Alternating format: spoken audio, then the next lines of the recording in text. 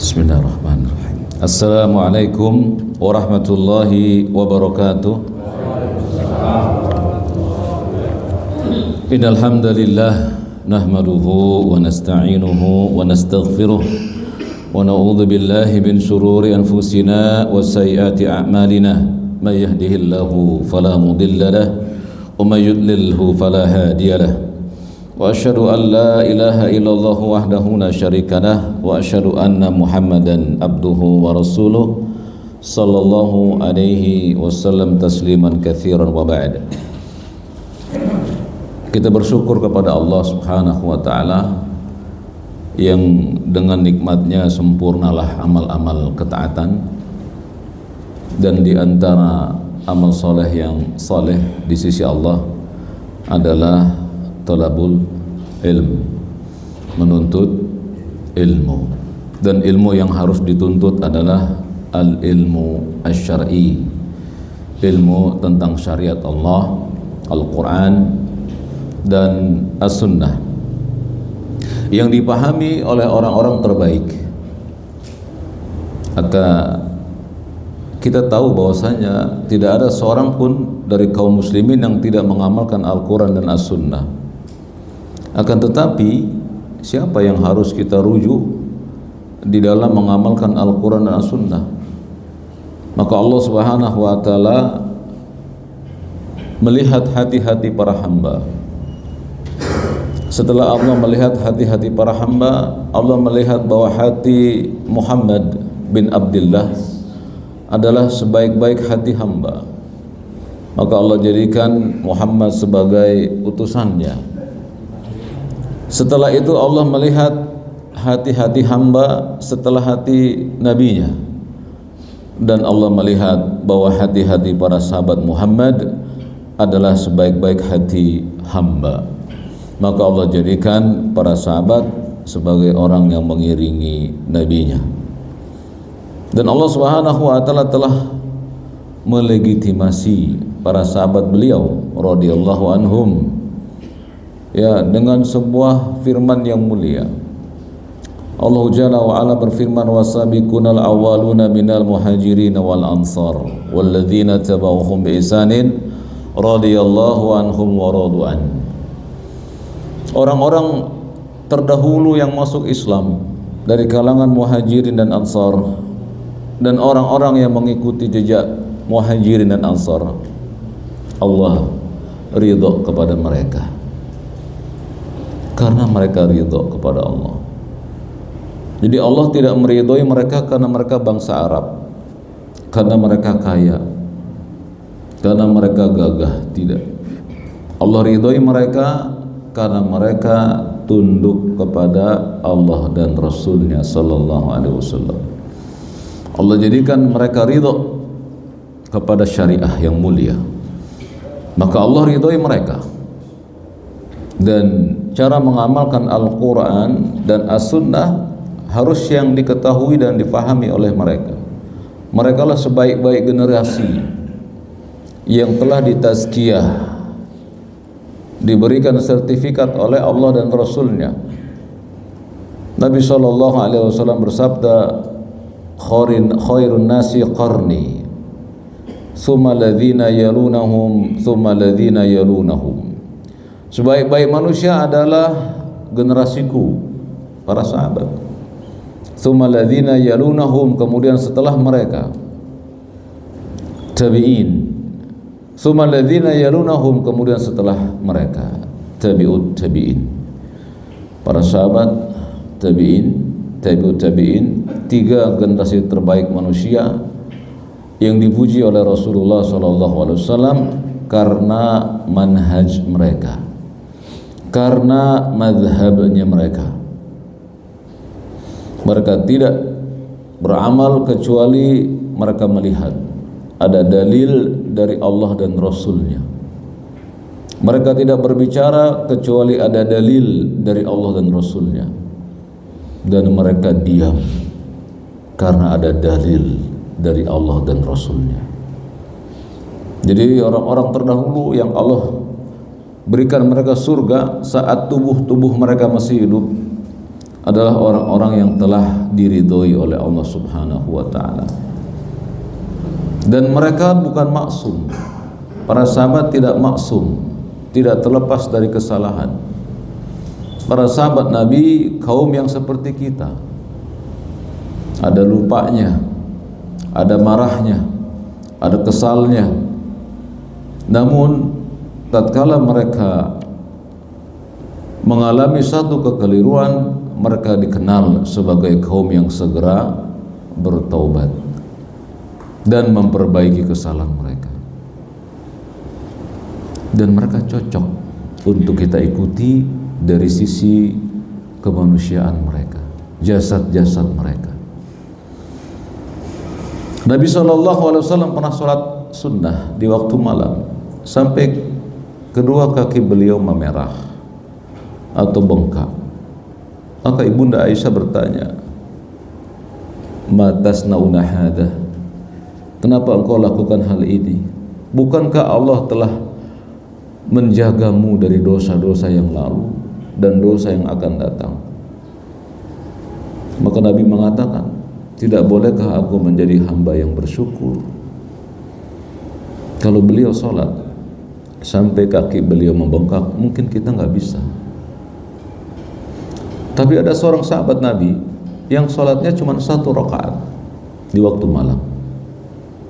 Dan sholatnya sholat witir, dan itu yang diamalkan sampai wafatnya.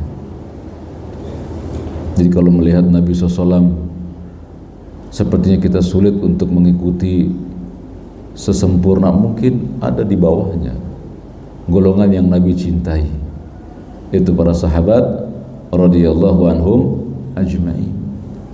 Oleh karena itu, penulis kitab ini membuat sebuah judul dengan judul yang harus kita pahami, ya, sebuah judul yang sangat indah di hati para penuntut ilmu dan di hati orang-orang yang ingin kembali kepada keselamatan.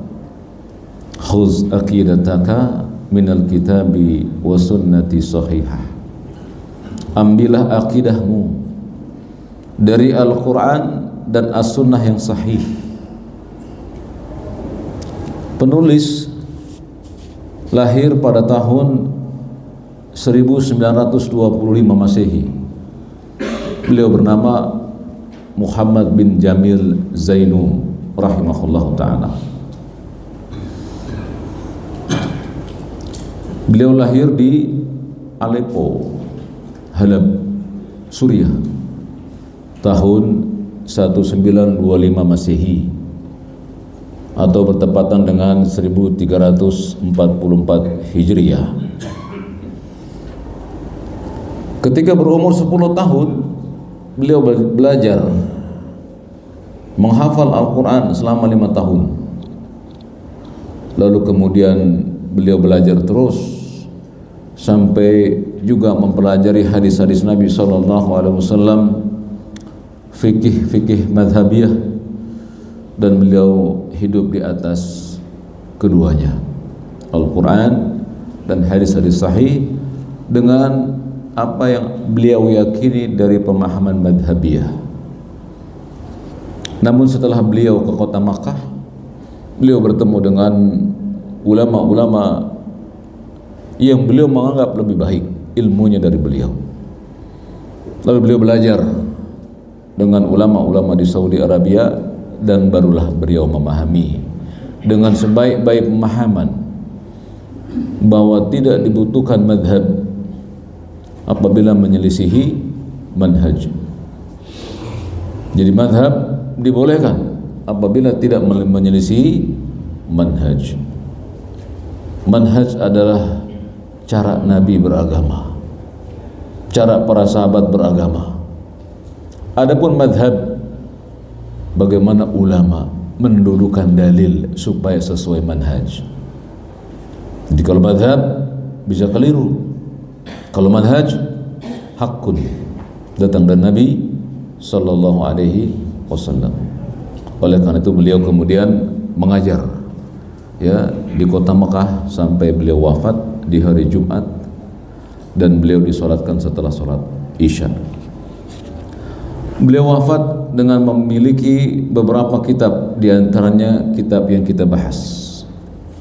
Dan beliau wafat di hari Jumat tanggal 8 Oktober 2010 atau 1431 Hijriah. Dan kitabnya beredar di hampir seluruh negeri-negeri Islam dan negeri-negeri non-Islam, diterjemahkan dalam berbagai bahasa. Di antara kitab yang beliau tulis adalah yang hari ini kita akan membahasnya. Jika diizinkan selesai, jika tidak kita akan lanjutkan pada pertemuan yang akan datang. Pertama saya ucapkan jazakumullahu khairan kepada panitia yang telah mengadakan pertemuan pagi hari ini untuk membahas kitab yang baik ini, dan semoga Allah Subhanahu wa taala membalas panitia dengan sebaik-baik pahala, serta Allah juga berikan balasan kepada hadirin hadirat yang saat ini suasana cukup dingin dan basah namun tetap bersemangat untuk mempelajari akidah Islamiyah. Kitab ini ditulis dengan dimulai dengan lafaz Bismillahirrahmanirrahim. Silakan dibuka. Dan ini adalah manhaj Nabi alaihi salatu wassalam. Beliau menulis surat kepada raja-raja di zaman beliau dengan mendahului asma Allah ini, Bismillahirrahmanirrahim. Dan inilah yang diikuti oleh para ulama pewaris Nabi. Apabila mereka menulis, maka mereka akan memulainya dengan Bismillahirrahmanirrahim. Ini juga yang diajarkan ulama kita, agar apabila antum menulis di WhatsApp bukan Assalamualaikum tapi Bismillah. Ya, Bismillahirrahmanirrahim. Kemudian beliau membuka kitab beliau dengan puji-pujian kepada Allah. Innal hamdalillah, sesungguhnya segala puji milik Allah. Ini sering dibaca, namun barangkali sedikit yang tahu artinya. Jadi kita membahasnya selembar demi selembar. Nahmaduhu, kami memujinya. Jadi nggak pantas kita muji diri sendiri atau muji orang lain yang nggak berhak dipuji. Karena kita berjanji, nahmaduhu, kita memujinya, wa nasta'inuhu, kita mohon tolong kepadanya, wa nastaghfiruh, dan kita minta ampun kepadanya. Ya, wa na'udzu billahi min syururi anfusina, dan kami berlindung kepada Allah dari keburukan jiwa-jiwa kami. Apa maksudnya, Pak? Apa maksudnya kita berlindung kepada Allah dari keburukan jiwa-jiwa kami? Karena Allah Subhanahu wa taala telah berfirman, innal insana khuliqa halu'a. Sesungguhnya kami menciptakan manusia dengan keadaan yang buruk hatinya, condong pada keburukan. Jadi kalau kita tahu, pasti kita minta perlindungan terus. Makanya khutbatul hajah ini Nabi ajarkan kepada sahabat dan dijadikan sebagai khutbahnya para khatib-khatib di Jumat dan di Aid. Bahkan khutbatul hajah dipakai untuk membuka khutbah nikah. Begitu agungnya isinya, tapi rendah di zaman ini karena tidak pernah dikupas isinya. Kita berlindung kepada Allah dari keburukan jiwa-jiwa kita yang suka memperturutkan hawa nafsu. Wa sayyiati a'malina, dan keburukan amal-amal kita. Banyak amal-amal kita yang tidak baik, yang kita anggap baik, tidak baik di sisi Allah. Makanya Nabi mengatakan wa sayyiati a'malina, dan dari keburukan amal-amal kami. Man yahdillahu, barang siapa yang Allah berikan hidayah, fala mudillalah, tidak ada yang mampu untuk menyesatkannya.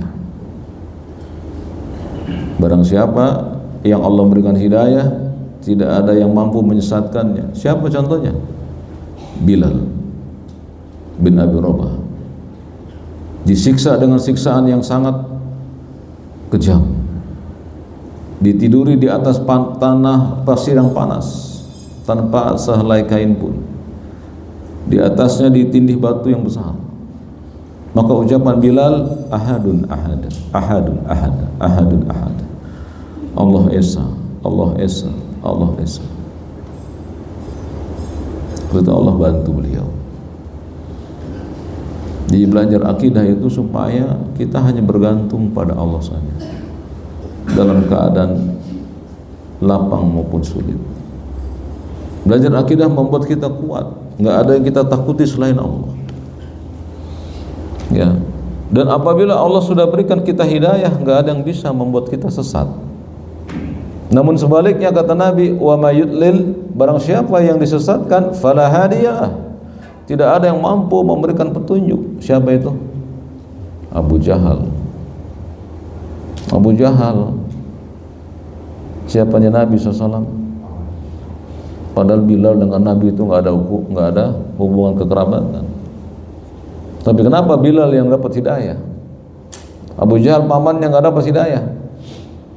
Maka Allah mengatakan di dalam surat Al-Baqarah, laisa 'alaika hudahum, wahai Muhammad, kamu tidak akan bisa memberikan hidayah kepada mereka. Walakin Allah yahdi may yasha, melainkan hanya Allah yang mampu memberikan hidayah kepada manusia. Jadi jangan coba-coba. Kita nggak pengen dapat hidayah, teman-teman. Karena ucapan kita setiap saat, ihdinas siratal mustaqim, akan ditanya oleh Allah Subhanahu wa taala. Apa yang kamu ucapkan? Kenapa lisanmu mengucapkan, hatimu lalai dari ucapan tersebut? Wajib bagi kita untuk senantiasa belajar dan terus belajar. Apa yang diinginkan oleh permintaan hidayah itu? Ihdinas siratal mustaqim. Tapi kita tidak ingin untuk mengamalkan as-siratal mustaqim. Ada apa? Ya. Jangan sampai permintaan itu hanya ada di lisan kita dan kita tidak ingin hidayah ada pada dada kita. Ini kerugian yang nyata. Sekian tahun kita sholat kepada Allah, kita tidak tahu apa yang kita minta. Hidayah adalah perkara yang sangat agung. Dijelaskan oleh para ulama, hidayah itu ada 3. Yang pertama, hidayatul am, hidayah yang bersifat umum, semua diberi oleh Allah, termasuk bayi. Maka kita melihat seorang bayi bisa langsung mencari puting susu ibunya. Ya, diberikan petunjuk oleh Allah. Ya, demikian pula hewan-hewan, tumbuhan, semua Allah berikan dengan petunjuk yang umum, hidayatul am. Yang kedua, hidayatul bayan. Allah berikan kepada manusia yang beriman dan yang akan beriman berupa Al-Quran. Petunjuk berupa Al-Quran, barang siapa yang mengambilnya, membacanya, mentadaburinya, mengamalkannya, dia beruntung. Barang siapa meninggalkannya, dia merugi. Dan yang ketiga, hidayatul taufiq, hidayah untuk mengamalkan hidayah. Kita minta ihdinas siratal mustaqim, tapi tidak diberikan oleh Allah taufik. Bagaimana bisa mengamalkan hidayah?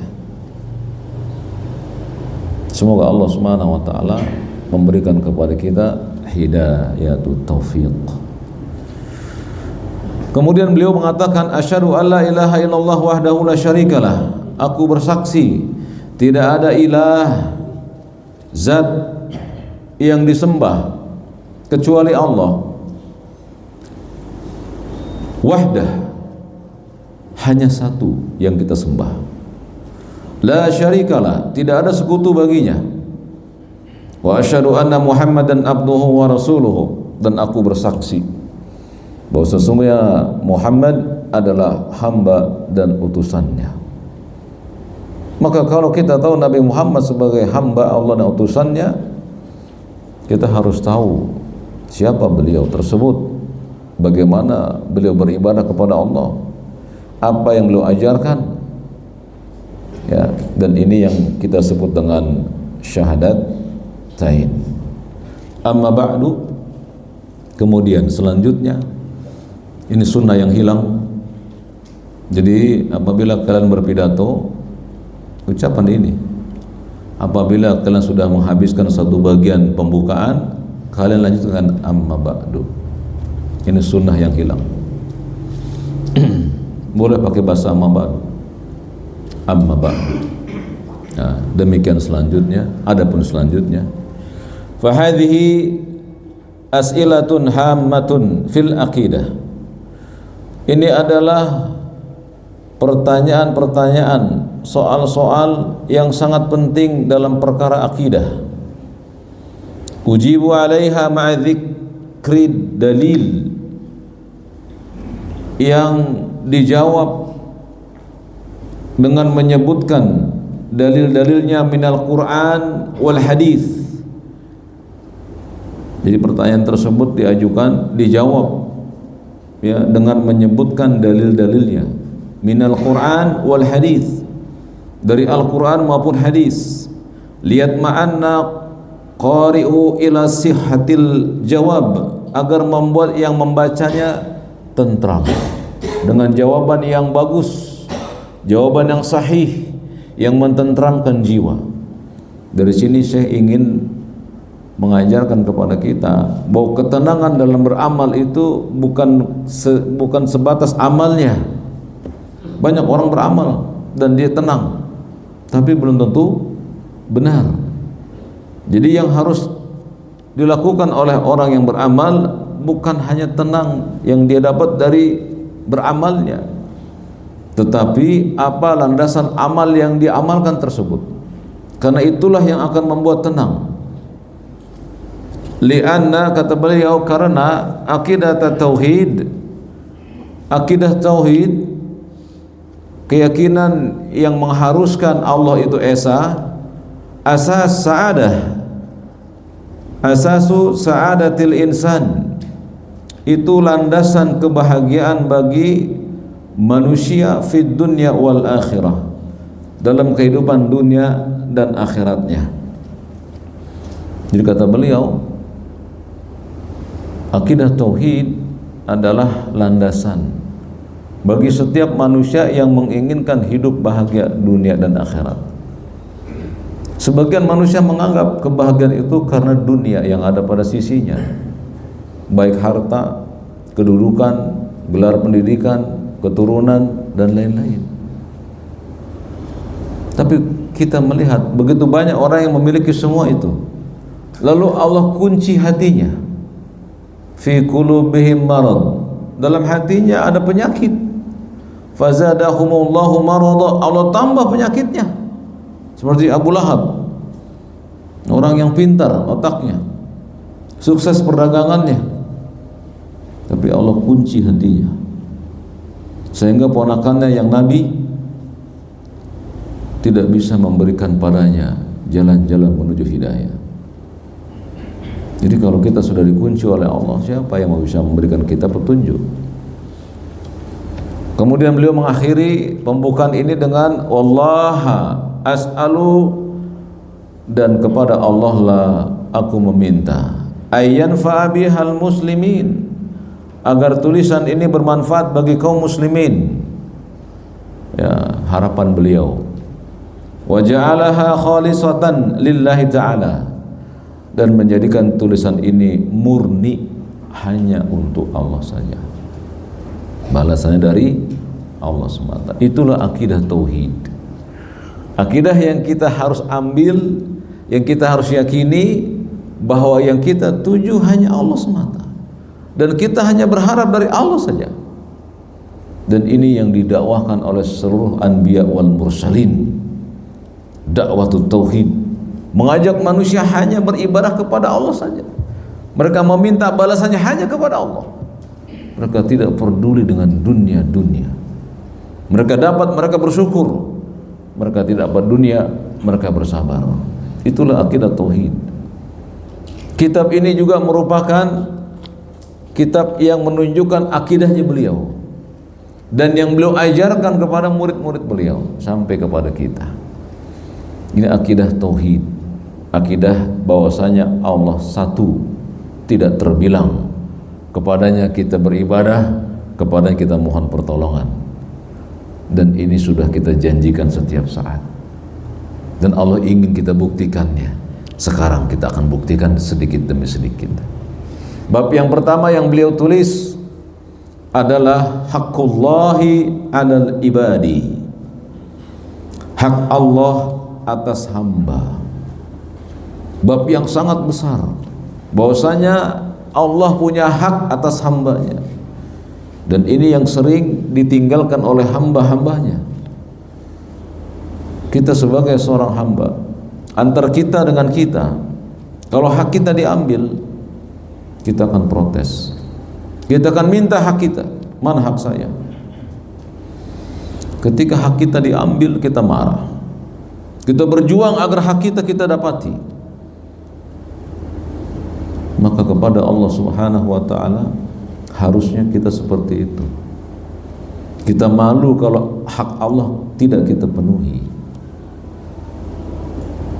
Beliau menyusun ini dengan sistem tanya jawab supaya mudah difahami. Ya, dan biasanya Nabi SAW suka bertanya kepada para sahabat, tahukah kalian kada wa kada? Nanti para sahabat, Allahu wa rasuluhu a'lam, Allah dan Rasul yang tahu.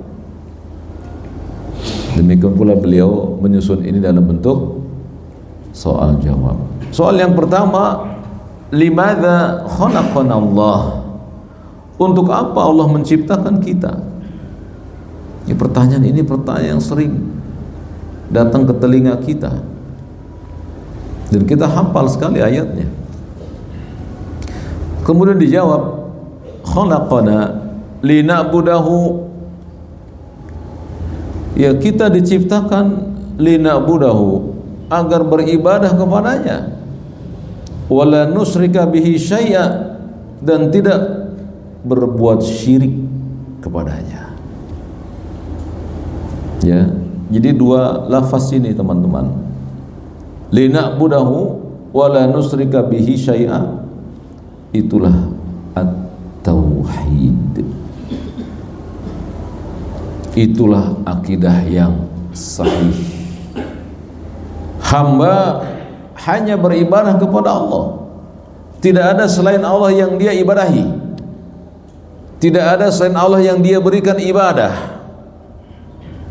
hanya Allah yang dia tuju, dan dia tidak menyekutukan Allah di dalam beribadah. Dua kalimat ini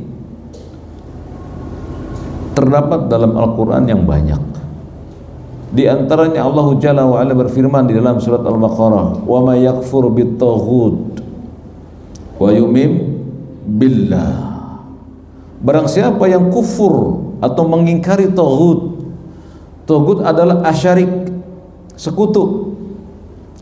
Di sini kata beliau, la nusyrika bi syai'a, dan kita tidak menyekutukan Allah dengan sesuatu apapun juga. Jadi taghut itu adalah sesuatu yang disembah selain Allah. Bisa bentuknya benda seperti ini, disembah. Antum sujud? Tidak. Tapi benda ini mampu melalaikan antum dari kewajiban.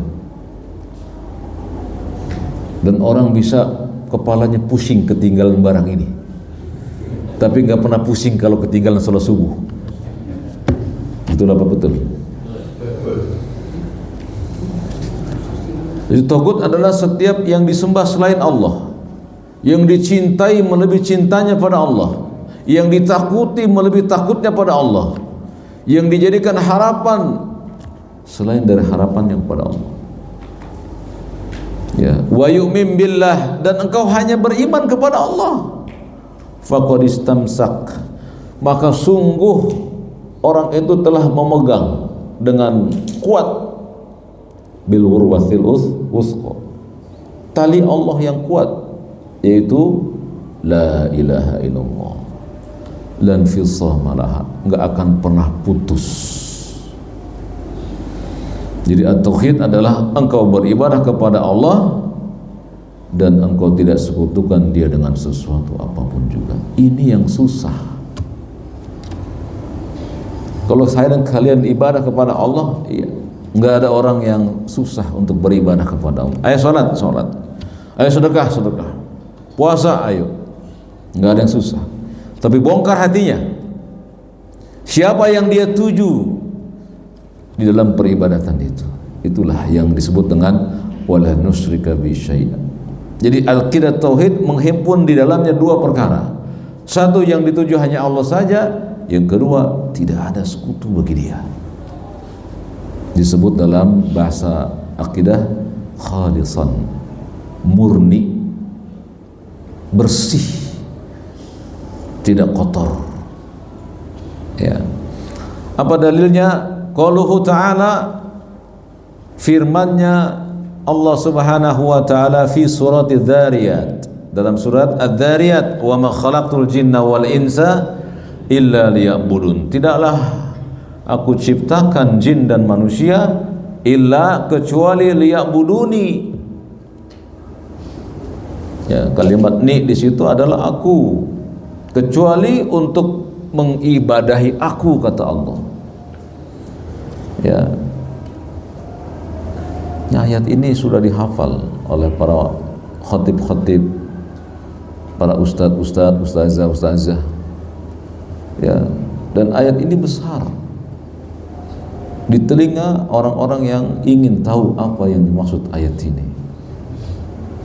Ayat ini disebutkan oleh para ulama, liya'budun maknanya mentauhidkan Allah. Agar engkau beribadah kepadaku, engkau beribadah kepadaku dengan mentauhidkan diriku. Engkau yang kau tuju hanya aku, tidak ada sekutu yang kau tuju. Oleh sebab itu Allah Subhanahu wa taala dalam surat Al-Kahfi ayat 110 mengabarkan tentang hak Allah dalam ibadah.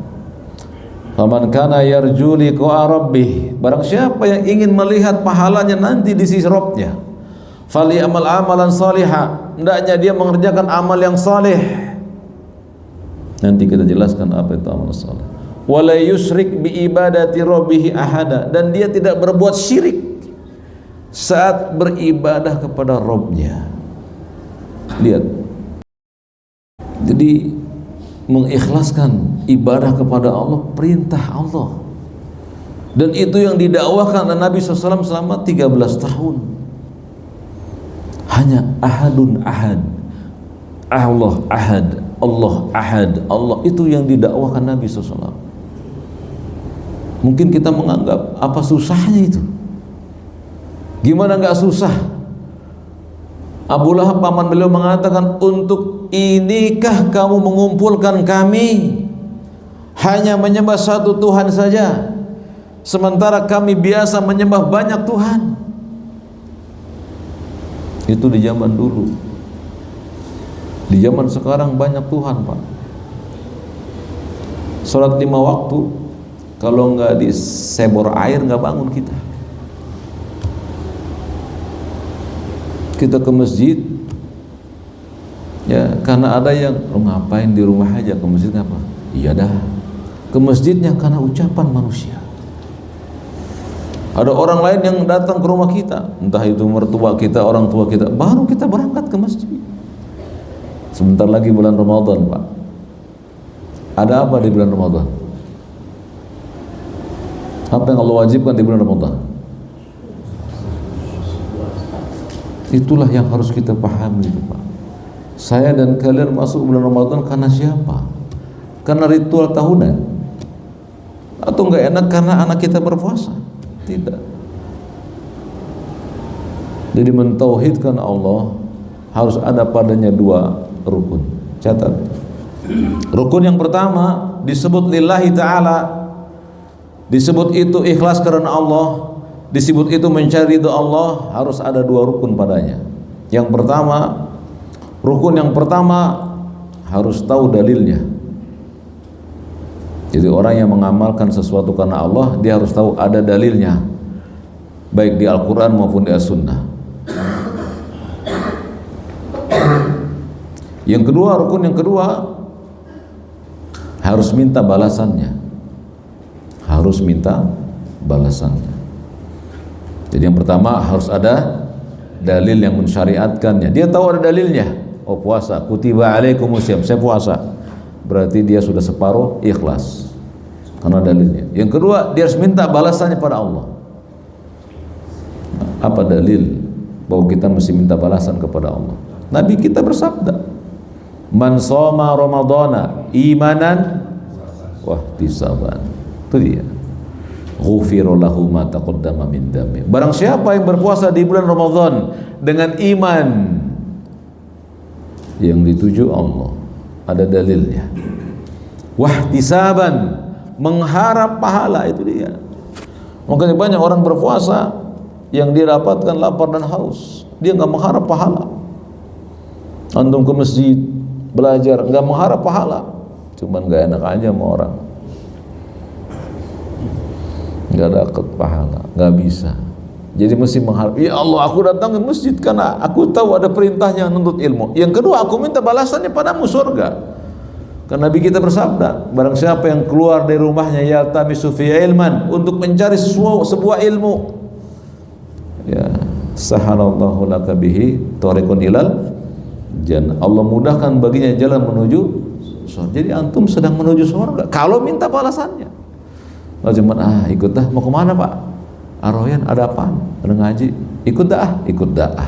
Ya tetap dapat pahala sih, karena kebaikan. Tapi kalau dia minta, oh pahalanya lebih besar. Ya, jadi tauhid adalah engkau beribadah hanya kepada Allah dan engkau tidak menyekutukan Allah dengan sesuatu apapun. Kemudian disebut dengan ikhlas lillahi ta'ala, terdapat padanya dua rukun. Satu, tahu dalilnya. Yang kedua, minta balasannya. Bisa dipahami?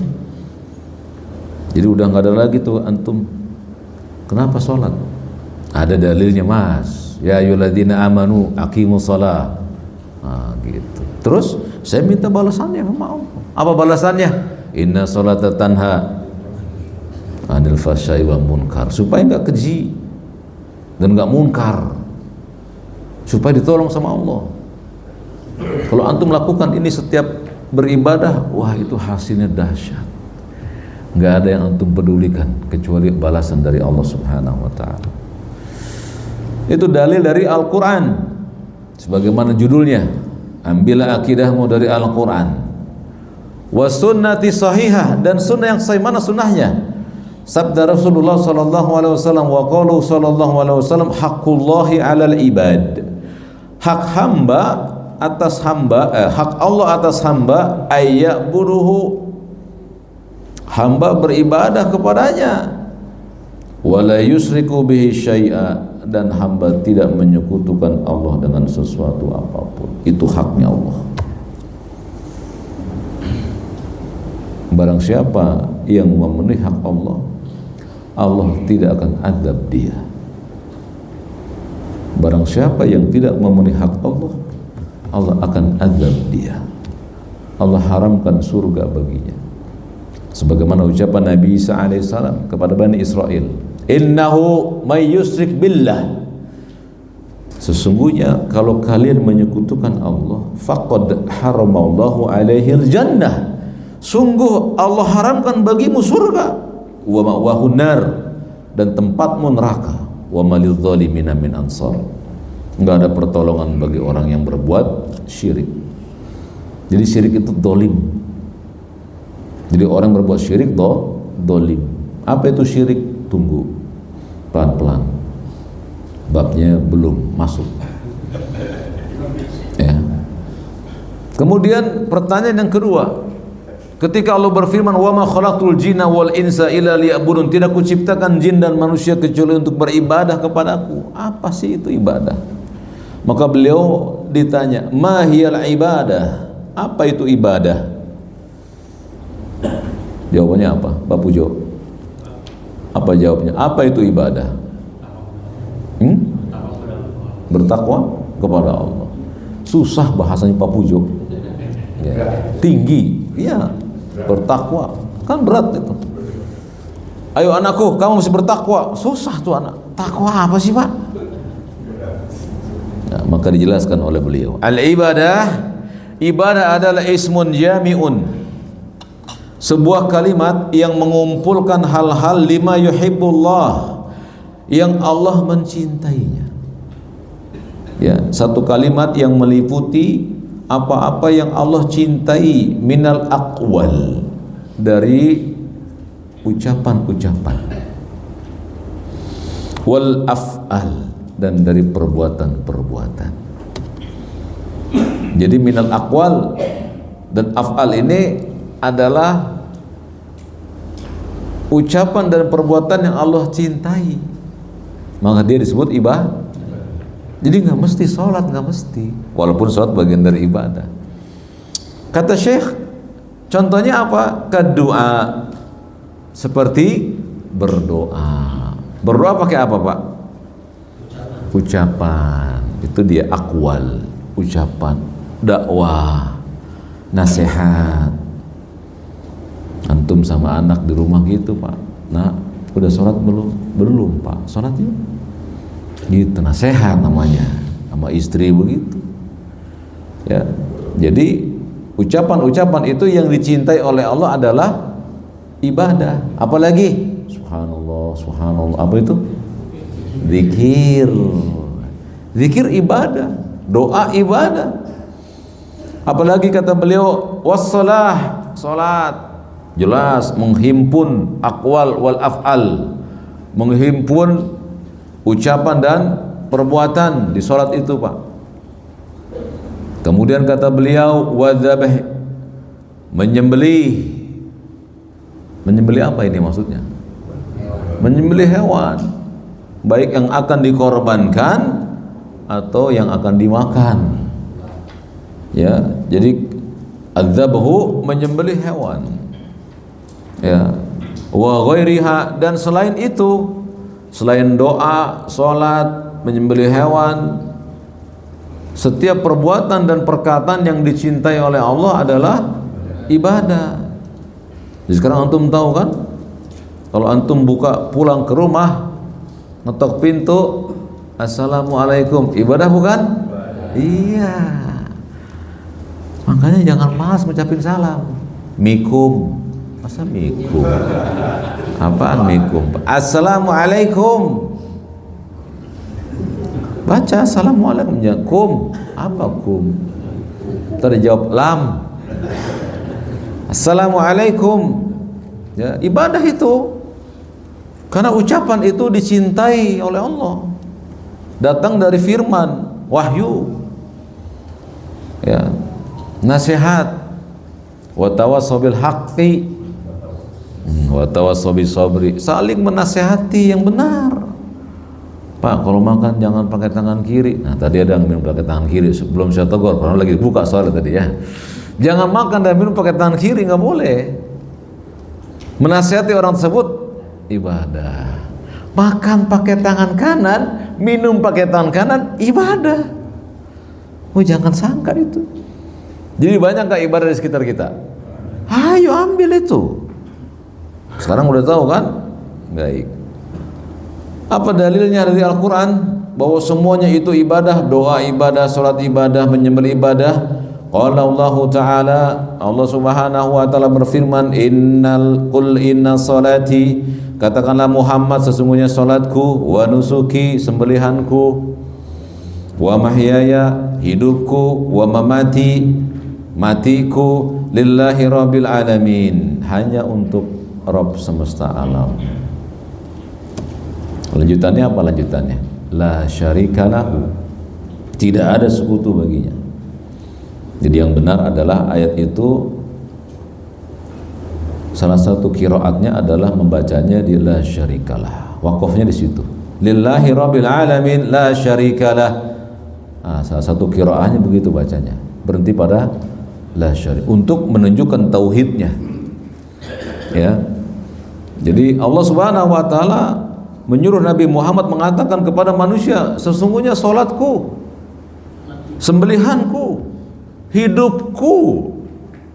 Bagaimana hidupku untuk Allah? Apa di masjid aja? Bukan. Hidupku hanya untuk Allah, maksudnya apa? Hiduplah di atas syariat Allah. Hiduplah dengan melaksanakan syariat Allah. Wa mamati, matiku untuk Allah, maksudnya apa? Jangan mati kecuali diselenggarakan secara syariat Allah. Pesannya gitu, kalau saya mati nanti yang menyelenggarakannya di atas sunnah Nabi kita, gituin. Pesan sama keluarga, pesan supaya hidup kita di atas syariat, mati di atas syariat, gitu. Kan udah berjanji antum dan saya itu. Kita baca di doa istiftah, inna sholati wa nusuki. Mana buktinya? Hidup pengennya bebas, mati pengennya dilakukan secara tradisi, nggak pengen secara syar'i. Janjinya kita, ihdinas siratal mustaqim. Aku mohon kepadamu jalan yang lurus, jalannya para nabi, jalannya Umar dan Abu Bakar. Ya. Jadi Allah mewahyukan kepada Nabi SAW agar mengucapkan janji ini, sesungguhnya salatku, sembelihanku, hidupku, matiku hanya untuk Allah. Itulah tauhid. Kalau antum nanti masuk bulan puasa, ternyata antum belum gajian, Pak. Buka puasanya pakai apa? Gair. Iya, itu sesuai syariat, Pak. Nabi SAW ketika ibunda ditanya apa yang Nabi lakukan dalam berbuka puasa, beliau memakan beberapa butir korma basah. Kalau tidak ada, tamar, korma kering. Kalau tidak ada, beberapa teguk air. Bukan air doang disebor, diteguk airnya. Nah, cukup, Pak. Lihat, hidup di atas sunnah Nabi SAW. Gak usah panik, gak ada makanan, minuman kecuali itu. Antum lagi di jalan, gak bawa permen, pusing pala kita nyari toko permen. Gimana cara membatalkan puasa? Udah saya bahas di sini. Dengan cara apa? Lagi di mobil, di motor, gak bisa turun. Gimana membatalkan puasanya? Dengan cara apa? Permen gak ada, korma gak ada, air gak ada. Ikutin Nabi SAW. Batalkan dengan nih, selesai. Mudah apa susah? Semudah itu Islam, Pak. Nggak usah buru-buru nyari warung, nggak usah buru-buru. Ya Allah, batal sholat puasaku, batal sudah. Karena puasa sah dengan niat, batal juga dengan iya. Gitu caranya. Kemudian beliau mengatakan, nusuki adalah dzabhi lil hayawanat.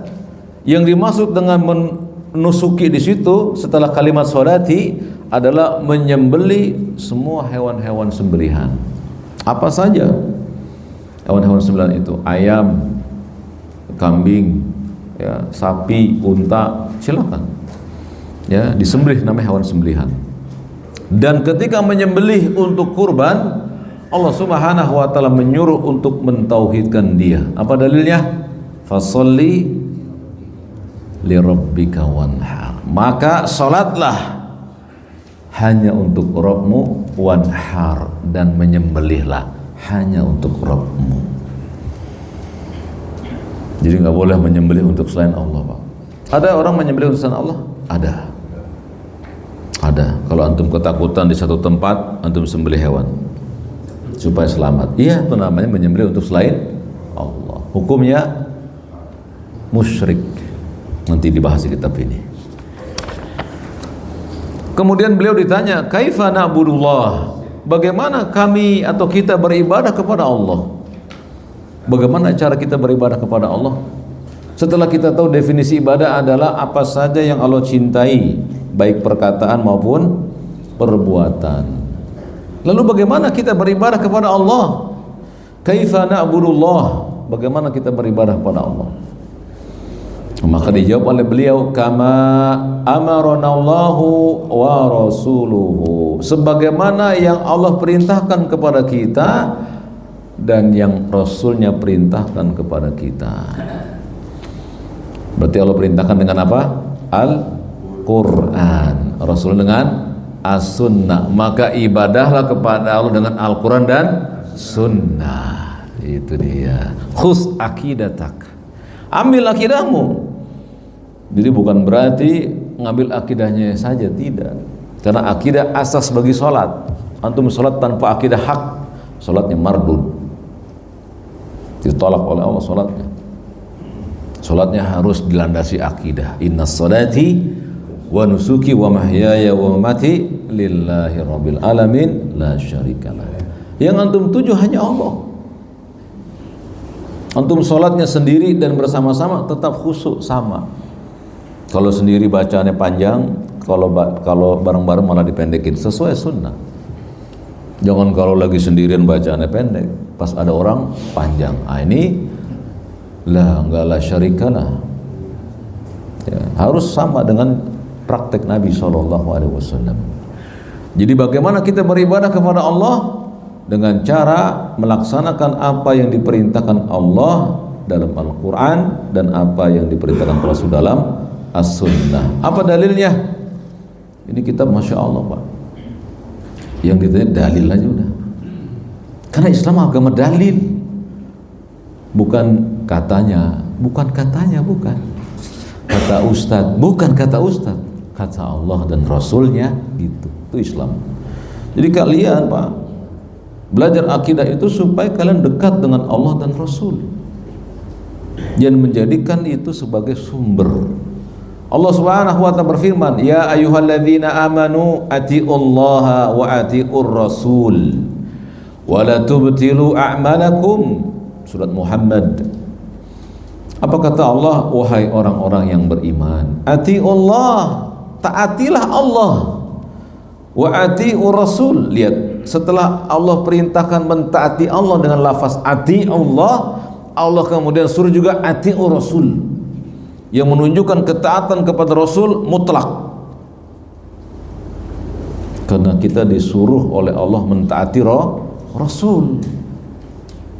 Jadi barang siapa yang ingin tahu dia cinta kepada Allah atau tidak, lihat bagaimana dia mentaati Rasulnya atau tidak. Jadi ada orang, saya cinta engkau ya Allah, tapi nggak mau ngikuti Rasul, maka cintanya dusta. Sebagaimana Allah berfirman dalam surat Al-Imran ayat yang ke-31, Qul in kuntum tuhibbunallaha fattabi'uni yuhibbukumullah. Muhammad katakan ini kepada seluruh manusia yang mengaku cinta kepada Allah, jika kalian benar-benar cinta pada Allah, ikuti aku, niscaya Allah akan ampuni dosa-dosa kalian. Allah cintai kalian. Ya, kata Ibnu Katsir, ayat ini merupakan hakim bagi siapa saja yang mengaku cinta kepada Allah tapi tidak menempuh jalan Rasulullah, maka cintanya dusta sampai dia mengikuti jalannya Rasul SAW. Ya Allah, aku cinta kepada engkau, cintanya dusta. Kalau cinta kepada Allah, ketika dia mau minum, dengan tangan kanannya dia buka, dia bismillah sebagaimana Rasulnya ajarkan, baru cintanya benar. Ayo mari teman-teman, kita tidak membicarakan siapapun, kita bicarakan diri kita. Bagaimana kita terhadap Allah Subhanahu wa ta'ala? Sudahkah kita cinta kepada Allah? Ukurannya, barometernya, sejauh mana kita mengikuti Rasulnya Sallallahu Alaihi Wasallam. Kemudian apa kata Allah? Wala tubtilu a'malakum, jangan kamu gugurkan amal-amal kalian. Menarik dari ayat ini, setelah Allah perintahkan kita mentaati Allah dan Rasulnya, di akhir ayat Allah katakan wala tubtilu a'malakum, jangan kamu gugurkan amal kalian. Maksudnya apa, Pak? Tadinya Allah perintahkan kita taat Allah, taat Rasul. Kemudian di akhir ayat, jangan kamu batalkan amal-amal kamu. Maksudnya, Pak, ayat ini, kalau kamu tidak mentaati Allah dan Rasul, semua amalmu batal. Jadi syarat untuk amal itu nggak batal, atiullah wa ati, taat Allah, taat Rasul sesuai Quran dan Nah, itu dia. Barulah jadi tahu sekarang kita nggak bisa pas sholat sembarangan baik. Oh, Akbar, nggak bisa. Ya, mesti ada Al-Qur'annya, ada sunnahnya. Bagaimana takbirnya Nabi SAW? Ikuti beliau SAW. Allah yang nyuruh. Ati'ullah wa ati'u Rasul. Nabi bersabda, "Sallu kama ra'aitumuni usalli."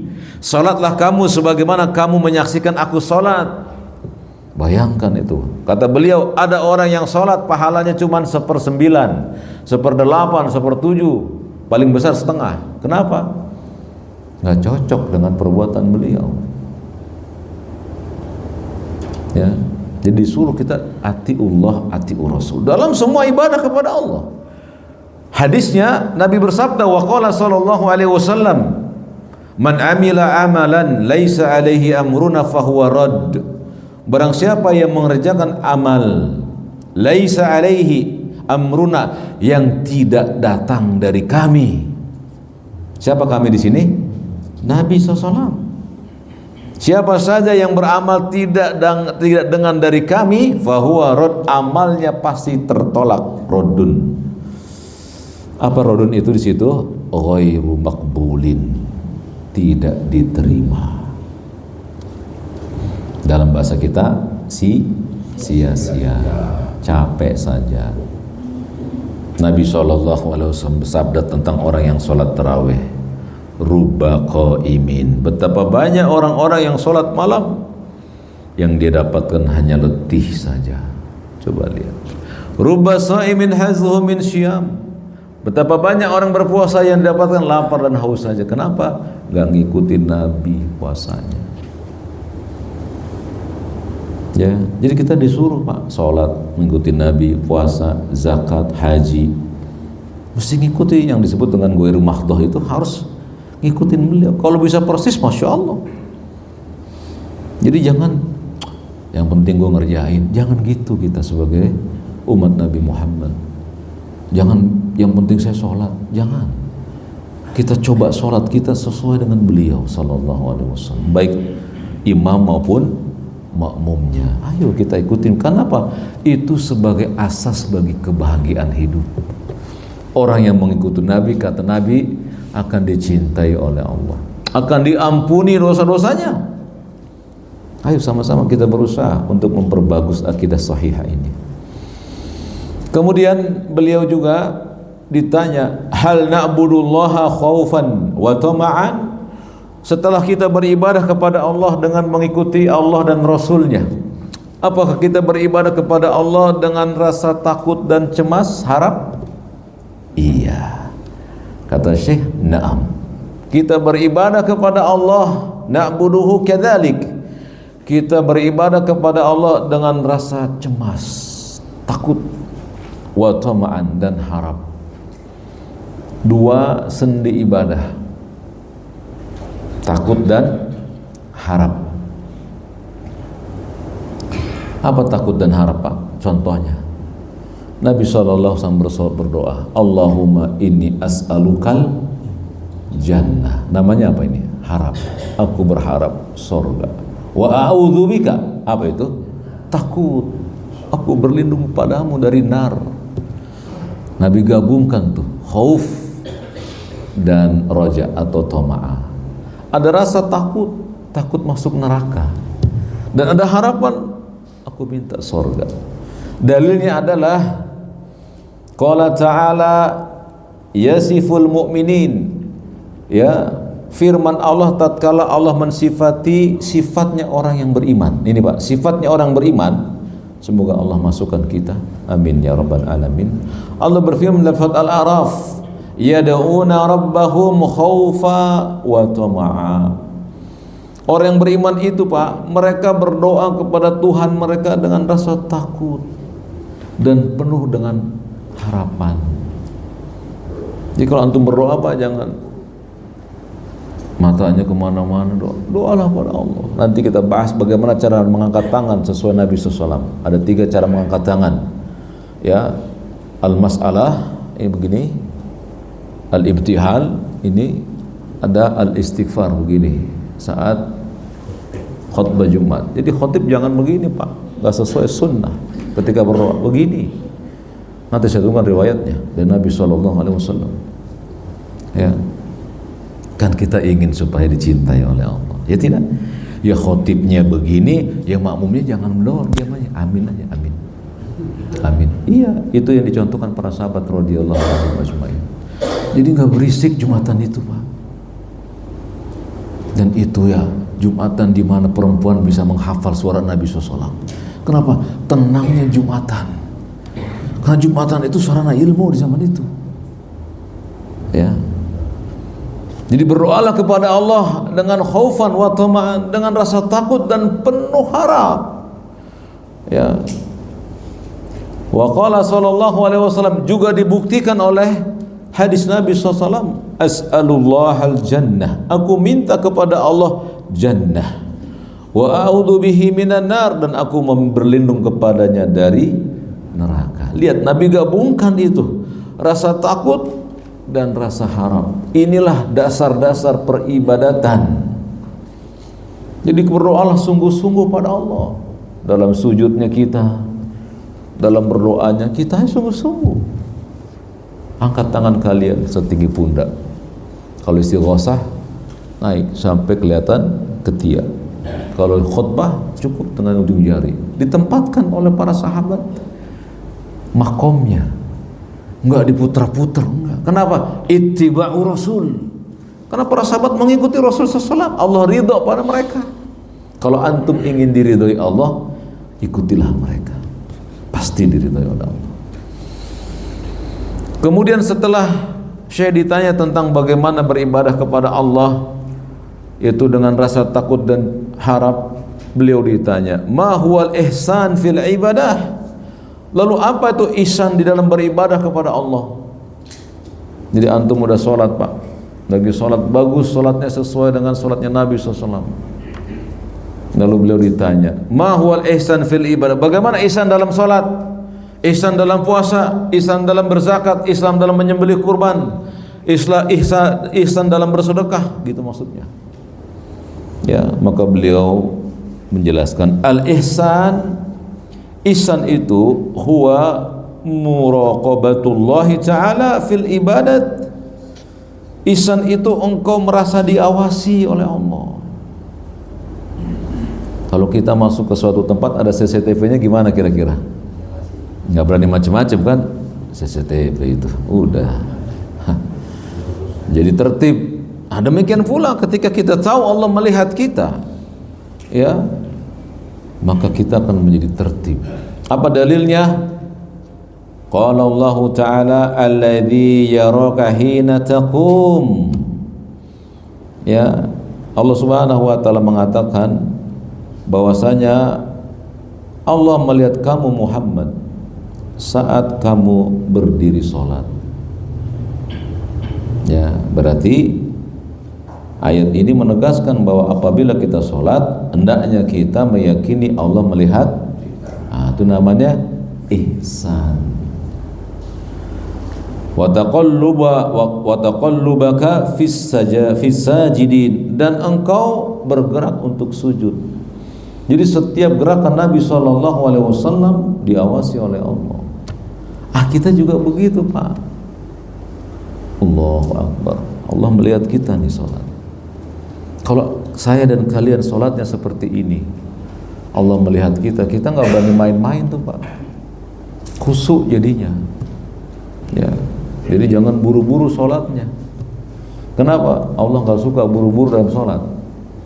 Ya, Nabi mengatakan orang yang sholatnya seperti orang yang mematuk, ya, dia adalah orang yang mencuri dalam sholatnya.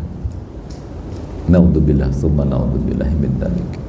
Jadi al-ihsan adalah engkau merasa diawasi oleh Allah, sebagaimana Allah berfirman, alladzi yaraka hina taqum wa taqallubaka fis sajidin. Allah melihat kamu ketika kamu berdiri, ketika kamu bergerak untuk sujud, ruku, dan seterusnya. Allah melihat. Bahkan Allah melihat kita ngaji hari ini, tahu Allah, melihat, disaksikan. Ya, itu dalil dari Al-Quran. Adapun dalil dari hadis, dari as-sunnah, qala sallallahu alaihi wasallam, al-ihsan, ihsan itu adalah anta'budallah, engkau beribadah kepada Allah ka'annaka tarah, seolah-olah engkau melihat Allah. Dan ini nggak bisa kita. Dan nggak boleh kita gambarkan Allah, tidak boleh. Ya, jadi Nabi mengatakan, engkau beribadah kepada Allah seolah-olah engkau melihat Allah. Dan tidak ada satu manusia pun di dunia yang pernah melihat Allah. Tidak Nabi Muhammad SAW, tidak Musa alaihissalam, tapi semua kita akan melihat Allah nanti di surga. Ya. Kamu kata Nabi, fa illam takun tarah, kalau kamu tidak bisa melihat dia, fa innahu yarak, maka yakini olehmu dia melihat kamu. Lihat Pak, ucapan yang sangat tegas tuh. Kita nggak bisa membayangkan Allah, nggak bisa, takut dosa. Ya, nanti masuk ke musyabbihah, kelompok yang membayangkan Allah, digambar Allah itu, nggak boleh hukumnya, haram. Tapi kata Nabi, kalau kamu tidak bisa melihat Allah, maka yakini di hatimu Allah melihat kamu dalam sholatmu, bacaanmu diperhatikan oleh Allah itu. Jadi sholat itu Pak, kalau kita tahu kita diperhatikan oleh Allah, kita akan berbondong-bondong dari tajwid kita. Kenapa? Bacaan tajwid kita diperhatikan oleh Allah. Masih ada nggak di tengah-tengah kita yang menyebut Al-Fatihah dengan Al-Fatihah? Masih kan? Enggak, saya enggak remehkan. Tapi mari kita rubah. Ucapan ini keliru di sisi Allah. Allah menurunkan dalam Al-Quran di surat yang pertama, Ummul Kitab apa? Suratul Fatihah. Pakai hak Pak. Dan ini yang kita baca, Suratul Fatihah. Ayo kita baca Quran sesuai dengan Al-Quran. Karena Allah yang menyuruh kita baca Quran dengan Al-Quran. Waratil Qur'ana tartila. Baca Quran dengan tartil. Maknanya apa? Sesuai dengan yang diturunkan. Baca itu. Mana panjangnya, mana pendek. Ayo bondong-bondong kita datangi masjid belajar Quran. Ayo. Dibetulkan Al-Fatihahnya Pak. Ada yang baca begini, Ar-Rahmanir Rahim, pakai kha, yang Maha Pengasih lagi Maha menyakiti. Pantas tidak? Enggak. Coba. Begitu banyak yang harus kita betulin Pak. Jadi belajar akidah itu Pak, membuat kita takut pada Allah. Takut, aduh jangan-jangan bacaan saya salah selama ini. Cari gurunya, Ustaz tolong periksa bacaan saya. Ayo coba baca. Alhamdulillah benar. Baca dalam sholatnya terus. Surat yang lain terus begitu. Itulah ilmu Pak. Jadi kalau kita mau seperti itu Pak, ini masjid Pak barokah. Masyarakatnya berkah karena nuntut ilmu terus. Nggak ada hari yang sia-sia. Belajar akidah itu supaya kita bagus kepada Allah Subhanahu wa taala. Bacaan kita dilihat oleh Allah. Allah Maha mendengar tidak? Allah mendengar apa yang kita baca, dengar. Ayo pelajari. Terutama surat-surat yang terkait dengan ibadah mahdoh. Jadi Allah melihat kita, kata Nabi, kalau kamu nggak bisa melihat Allah, fa innahu yarak. Sungguh Allah melihat kamu. Jangan buru-buru sholatnya, tenang sholatnya, nggak usah khawatir. Ya, apa yang kita cari Pak di dunia ini Pak, kalau pengen buru-buru sholat. Ada orang yang pengen buru-buru sholat, takut warungnya nggak ada yang beli. Pertanyaan saya secara logis Pak, kalau kita sholat karena Allah, lalu warung kita nggak ada yang beli, apakah Allah sia-siakan ibadah kita? Mustahil Allah sia-siakan ibadah, mustahil. Karena Dia yang merintahkan sholat, Dia pasti jaga pelakunya Pak. Jadi gimana caranya Allah melindungi warung orang yang sholat? Ketika dia sholat, yang beli nggak jadi karena nggak ada orangnya Pak. Ya, kemudian yang sholat balik ke warungnya, sampai maghrib nggak ada yang beli. Berarti kan nggak ada penghasilan. Di kepala kita rugi apa untung? Rugi di kepala kita, logis. Di sisi Allah untung. Kenapa? Karena bisa jadi yang beli pakai uang palsu. Di sisi Allah terjadi seperti itu Pak. Dengan antum sholat, terhindarlah antum dari uang palsu. Yang kedua Pak, yang dibeli oleh orang tersebut, ya, yang tidak sesuai harganya, di situ kita akan berantem dengan orang itu, marah, nggak jadi beli, barang nggak laku, yang jadi permusuhan. Dosa apa pahala? Coba lihat, di sisi Allah nggak ada yang buruk, nggak ada. Ketika hamba beribadah kepadanya, Allah janjikan padanya kebaikan, terus kebaikan, nggak ada yang rugi, nggak ada. Makanya akidah membuat kita husnudzon kepada Allah. Akidah yang sahih membuat antum husnudzon pada Allah. Tidak ada yang dari Allah itu yang buruk, tidak ada. Semua yang datang dari Allah baik semuanya.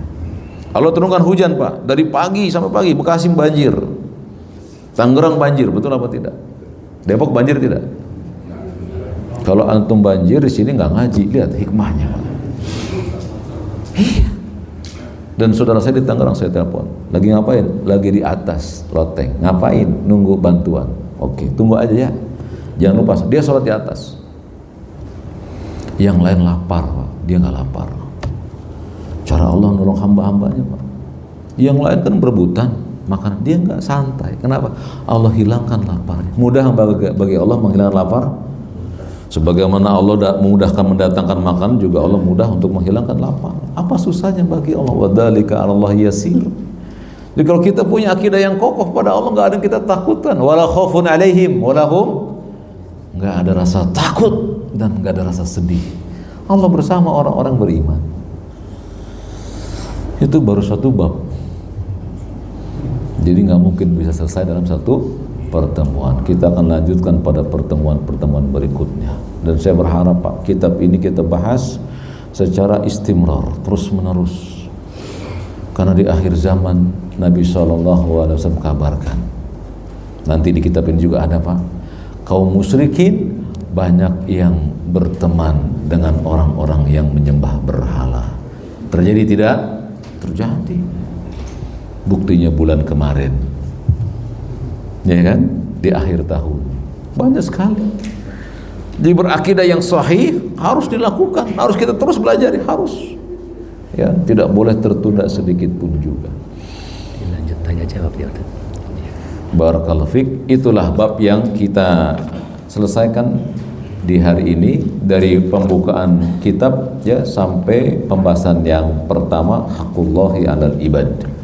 Ya, dan pertemuan berikutnya kita akan bahas anwa'ut tauhid wa faiduhu, jenis-jenis tauhid dan faidahnya. Aqulu qouli hadza wa astaghfirullahal azim li wa lakum wa lisairil muslimina min kulli dzambin fastaghfiruhu innahu huwal ghafurur rahim. Alhamdulillah, demikian paparan bab 1 oleh guru kita Ustaz Abdul Umar, cukup jelas sekali. Sesi berikutnya adalah tanya jawab. Untuk bapak-bapak bisa bertanya langsung, kemudian untuk ibu-ibu atau akhwat bisa ditulis, mungkin perlu kertas yang nanti kita kirim kertas. Untuk 3 pertanyaan dari bapak-bapak, nanti apakah satu-satu atau digabung, Ustaz, kami persilahkan dari bapak-bapak. Silakan, agak keras Pak ya, mic-nya nggak nyampe situ, atau bapak maju sini kalau ingin mendengar semua boleh. Enggak Pak, maju sini.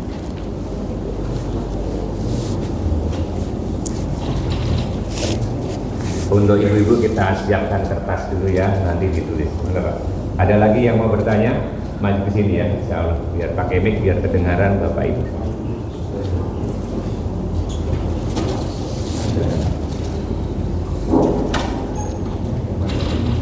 Assalamualaikum warahmatullahi wabarakatuh. Waalaikumsalam warahmatullahi wabarakatuh.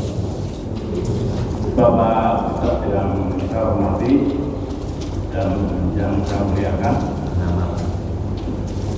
nama saya Sukirin Darmawat Mojo dari Jemaah Mushola Miftahul Jannah RW 13. Tadi sudah dijelaskan bahwa jin dan manusia diciptakan oleh Allah hanya untuk bersujud padanya. Di dunia ini, baik yang kami maupun di alam gaib, semua adalah ciptaan Allah. Tetapi di dalam Al-Quran disebutkan hanya jin dan manusia. Padahal di dunia ini ada hewan, tumbuh-tumbuhan, binatang, ikan di laut. Ini tidak disebutkan. Ya. Ini nanti mohon penjelasannya. Yang kedua adalah jin dan manusia. Manusia adalah ciptaan Allah yang paling sempurna. Tetapi di dalam sebutan tersebut bahwa jin itu ditempatkan di depan, jin dan manusia. Kalau di negara kita, mungkin di luar juga sama ya, bahwa yang disebutkan paling dulu itu biasanya tingkatannya lebih tinggi, ya, satu derajat lebih tinggi. Misalnya presiden, gubernur, bupati, lurah dan sebagainya. Ya. Ini mohon kelebihan daripada jin ini apa? Bagus, dengan Pak. manusia. Bagus. Padahal kita dikatakan adalah makhluk yang paling Sempurna. Ya. Saya kira dari saya. Wabillahi taufiq wal hidayah. Wassalamualaikum warahmatullahi wabarakatuh. Waalaikumsalam. Masya Allah. Mau langsung dijawab apa pertanyaan lagi Ustaz? Yang Masih lain ada? dulu, masih ada yang lain? Yang lain? Yang lain masih ada, silakan maju sih. Tidak ada? Nggak ada. Ya. Iya. Oh, ada satu lagi Pak Indra. Pak Indra. Oh, nggak pakai mic. Ya, silakan Pak Indra. Assalamualaikum Ustaz. Waalaikumsalam. Tadi di halaman-halaman awal disebutkan hak Allah atas hambanya. Tapi kemudian saya teruskan, saya baca, kok saya nggak menemukan hak hamba atas Allah. Bagus. Apakah ada? Bagus. Bagus. Terima kasih. Assalamualaikum. Waalaikumsalam warahmatullahi wabarakatuh. Satu lagi, yang tiga. Cukup? Cukup dulu. Iya. Kepada Ustaz. Ya, barakallahu fiik ya kepada Dari Pak Tukirin, yang kedua dari Pak Indra. ya kepada dua penanya, semoga Allah Subhanahu wa taala memberikan kepada yang bertanya kebaikan dunia dan akhirat, dan melalui keduanya kita mendapatkan faedah ilmu. Datang pertanyaan dari Pak Tugirin dari Miftahul Jannah ya. Jin dan manusia beribadah kepada Allah. Sementara Allah memiliki makhluk yang tidak hanya jin dan manusia. Kenapa Allah Subhanahu wa taala menyebutkan wa ma khalaqtul jinna wal insa illa liya'budun? Tidak kuciptakan jin dan manusia kecuali untuk beribadah kepadaku. Apakah yang lain tidak beribadah? Gitu barangkali ya. Atau apakah hewan, tumbuh-tumbuhan tidak beribadah? Ya. Allah Subhanahu wa taala menjadikan dua makhluknya ini di antara makhluk-makhluk yang lain sebagai makhluk yang dibebankan syariat. Datang kepada keduanya Al-Quran. Al-Quran tidak datang kepada bebatuan, tidak datang kepada hewan, tidak datang kepada selain keduanya. Tapi Al-Quran datang ke kaum jin. Makanya ada surat jin. Mereka belajar Al-Quran. Mereka mendengarkan Nabi SAW mengajarkan Al-Quran. Wa ma khalaqul jinna wal insa illa liya'budun. Makanya Allah jadikan mereka ibadah sebagaimana kita. Jadi kalau Pak Tugirin ingin tahu bagaimana jin beribadah kepada Allah, ya kita menunggu wahyu dari Nabi SAW. Tapi mereka kaum jin sama dengan kita, Pak.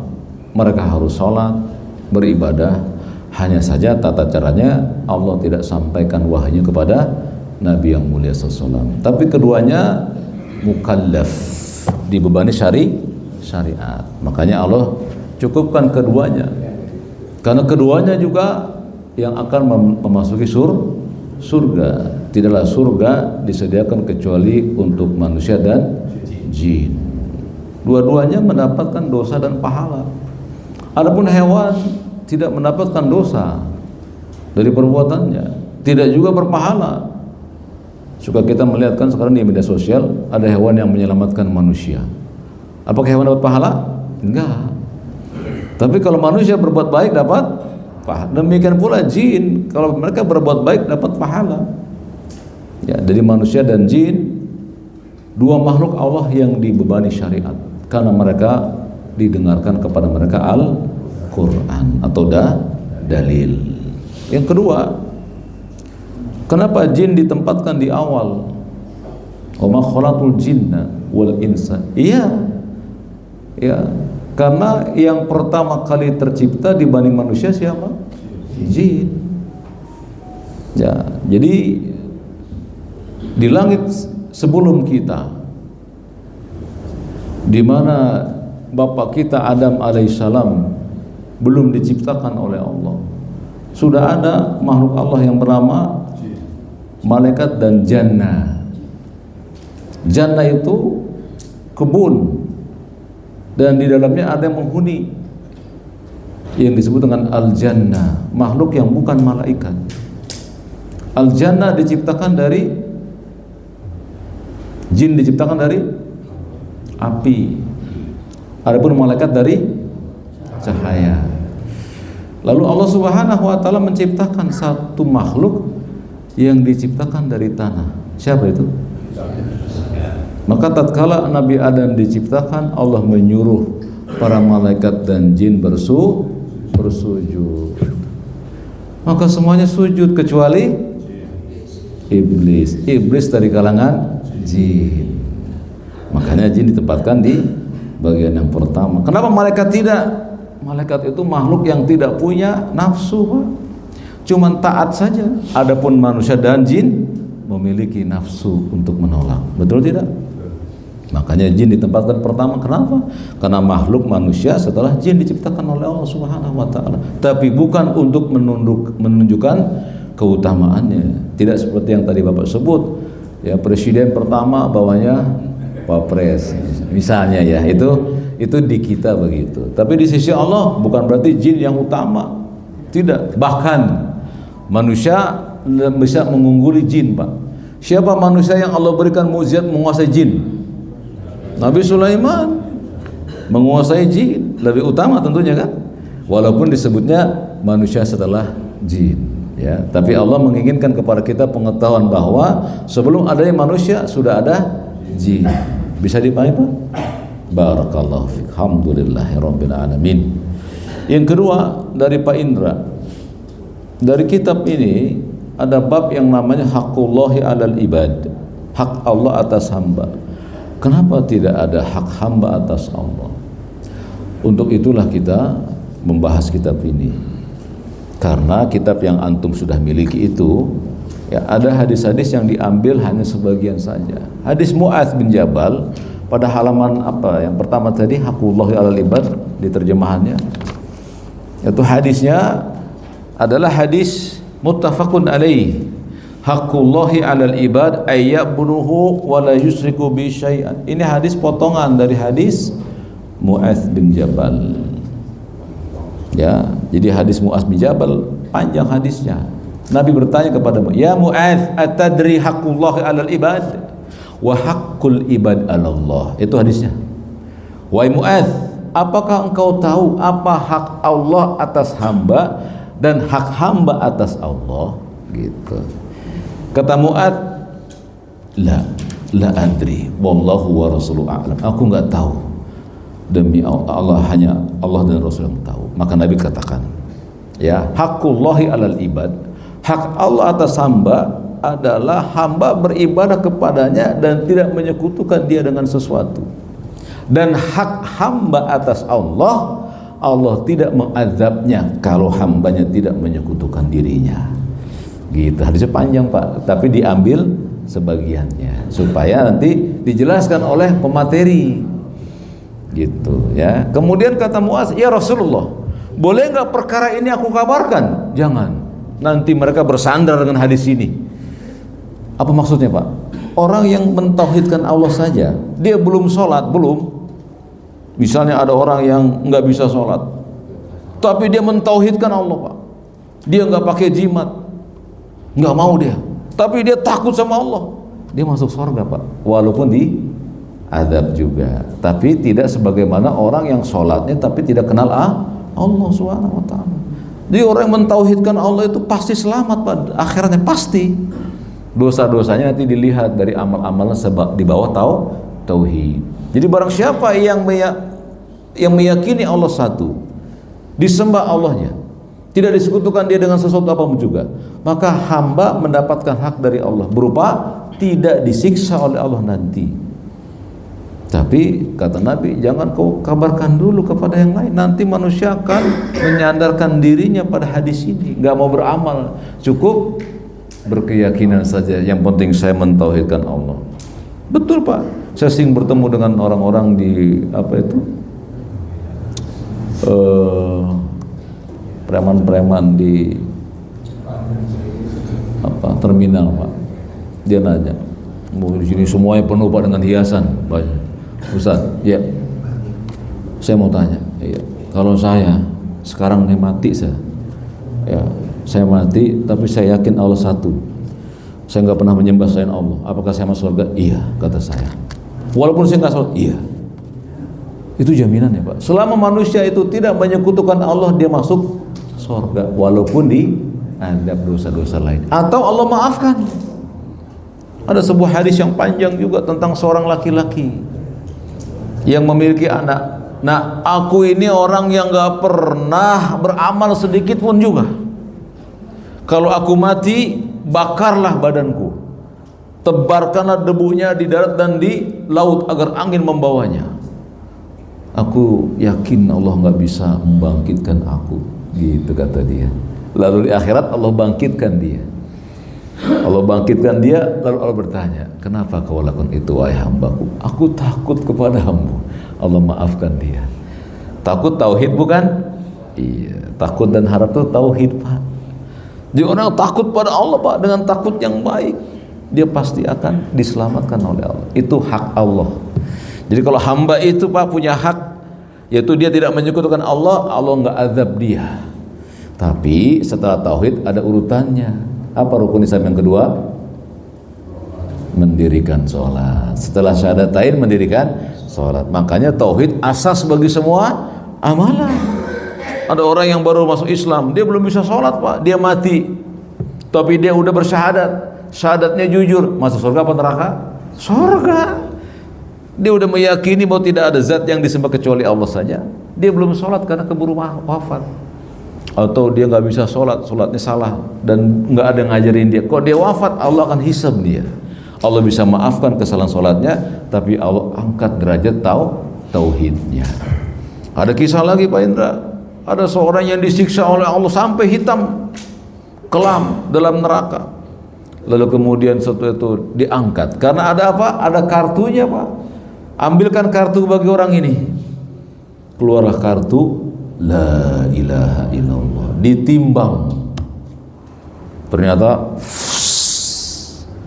maka dosanya hapus, diangkatlah dia dengan kalimat La ilaha illallah.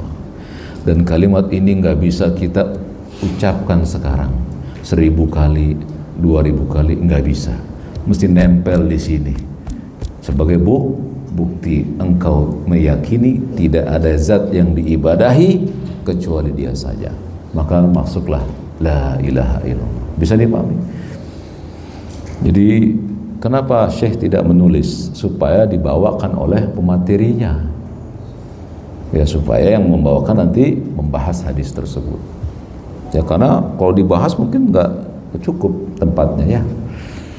Jadi ada ulama yang hanya menulis penggalan sebuah ayat, sebuah hadis, karena yang diinginkan adalah judulnya Haqqullahi alal ibad, maka diambillah potongan Haqqullah alal ibad. Hadisnya panjang, ada hak hamba atas Allah. Bisa dipahami? Barakallahu fiik. Ada yang perempuan, ya, ini, ya.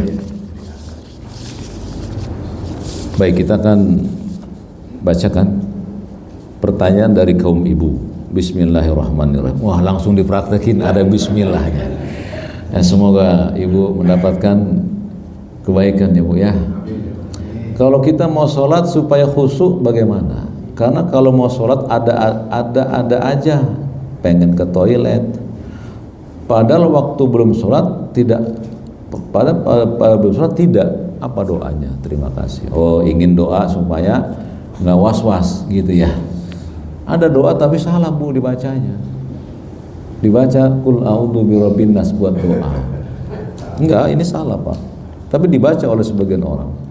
Baca Qul a'udzu birabbin nas itu pada saat dzikir setelah sholat fardu atau dzikir pagi dan petang. Maka jangan tinggalkan baca an-nas itu ketika setelah sholat fardu atau pada saat dzikir pagi dan petang. Itu doa yang paling mustajab itu. Yang kedua, kalau kita mau khusyuk sholatnya, kemudian ibu datang sesuatu yang seperti pengen ke toilet, maka pastikan itu bukan keinginan ibu, itu namanya was-was setan. Jadi langsung terus aja ibu sholat, ya. Jadi jangan diingatkan was-wasnya. Jadi nggak ada doa khusus, kecuali amalan ibu jangan amalan yang meragukan. Nah, di antara amal yang membuat kita nggak was-was adalah amal itu ada dalilnya.